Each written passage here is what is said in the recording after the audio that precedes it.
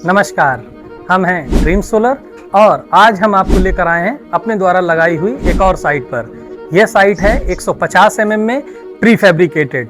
अब pre fabricated और non fabricated में क्या फ़र्क होता है यह इस साइट पर हम आपको समझाते हैं। तो आइए शुरू करते हैं आज का वीडियो। इसको आप यहाँ पर स्ट्रक्चर देखकर समझ सकते हैं। जैसा कि आप देख रहे हैं ये 150 mm का हैवी काफ़ी हाइट में लगा हुआ प्री फैब्रिकेटेड स्ट्रक्चर है।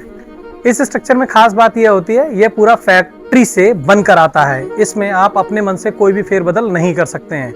खास बात ये होती है जहां पर नॉर्मल स्ट्रक्चर में पैनल कसने के लिए सी चैनल पर्लिन का यूज किया जाता है, वहीं पर इसमें राफ्टर से बनी हुई पर्लिन का यूज होता है। और इस स्ट्रक्चर में आपको पैनल कसने के लिए पैनल के ऊपर बैठने की जरूरत नहीं पड़ती है, बल्कि आप देखेंगे कि नीचे से ही एसएस का नेट बोल्ट डालकर पैनल को कस दिया जाता है। जैसा कि वीडियो में हम अभी आपको दिखाएंगे कि इस स्ट्रक्चर में पैनल कैसे कसा जाता है। प्री फैब्रिकेटेड और नॉन प्री फैब्रिकेटेड साइड में क्या फर्क होता है आइए आपको बताते हैं। जैसा कि आप देख रहे हैं कि यहाँ पर इस पैनल को नीचे से ही कसा गया है, जबकि नॉन फैब्रिकेटेड साइड में आपको एंड क्लिप लगाकर पैनल के ऊपर बैठकर पैनल को कसना पड़ता है।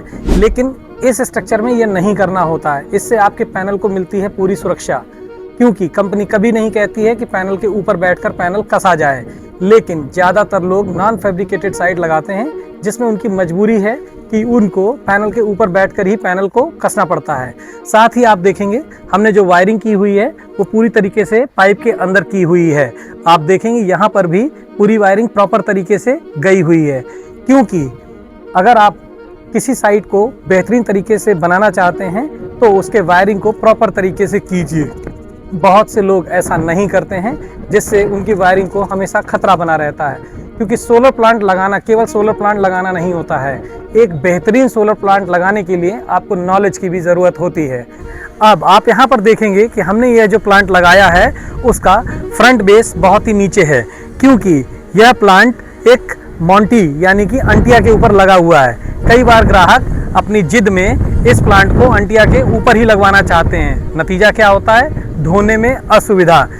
सोलर में सोलर प्लांट की सफाई बहुत ज़रूरी होती है। इसके लिए चाहिए है कि आप जब प्लांट धोएं तो आपको अधिक समस्या ना हो। हमने यहाँ पर इस तरीके से प्लांट डिज़ाइन किया है कि आराम से इस पर आप पानी डालकर और वाइपर से इस प्लांट को धो सकते हैं। यही छोटी छोटी बातें एक अच्छे प्लांट और एक गलत प्लांट में फ़र्क बताती आते हैं। इस प्लांट की वायरिंग देखिए, हमने इस प्लांट में प्रॉपर वायरिंग उतारी हुई है पाइप के द्वारा। यह एक प्री फैब्रिकेटेड हाइब्रिड प्लांट है। इसमें 2 स्ट्रिंग का इस्तेमाल किया गया है, इसलिए आप देखेंगे पाइप के द्वारा 2 लाइनें उतारी गई हैं। जैसा कि आपने देखा था ऊपर से 2 लाइन आ रही हैं, वो लाइन यहाँ से चलते हुए और यहाँ से बिल्कुल प्रॉपर बाइंडिंग होते हुए क्लिप के द्वारा यहाँ पर लाई गई हुई हैं। यहाँ पर आप देखेंगे ये लगा हुआ है DC-DB बॉक्स और ये लगा हुआ है AC-DB बॉक्स। साथ ही यह लगा हुआ है इन्वर्जी कंपनी का 5 किलोवाट का हाई फ्रीक्वेंसी इन्वर्टर। इस इन्वर्टर की खासियत यह होती है यह काफ़ी अच्छा जनरेशन देता है। हाँ, ये कॉस्टली ज़रूर आता है, लेकिन इससे प्लांट में काफ़ी ज़्यादा ऊर्जा बनती है। और आप देखेंगे कि यहाँ पर प्रॉपर तरीके से ये लाइन गई हुई हैं, यहाँ से लेकर यहाँ से होते हुए और इस तरफ नीचे की तरफ जाती हुई। आप देखेंगे कि लाइन एकदम प्रॉपर तरीके से गई हुई है, कहीं पर किसी भी प्रकार का तार खुला हुआ नहीं मिल रहा है। जैसा कि आपने देखा यह हमारे द्वारा लगाया हुआ pre fabricated high frequency 5 kilowatt का सोलर प्लांट है। और आपने यहाँ पर देखा कि हमने किस तरीके से वायरिंग की हुई है। बहुत से वेंडर वायरिंग में बहुत कुछ खुला छोड़ देते हैं, लेकिन अगर आप भी चाहते हैं इसी तरीके का एक बेहतरीन सोलर प्लांट तो आप कर सकते हैं हमसे संपर्क। हम हैं ड्रीम सोलर, यशोदा नगर, कानपुर। धन्यवाद।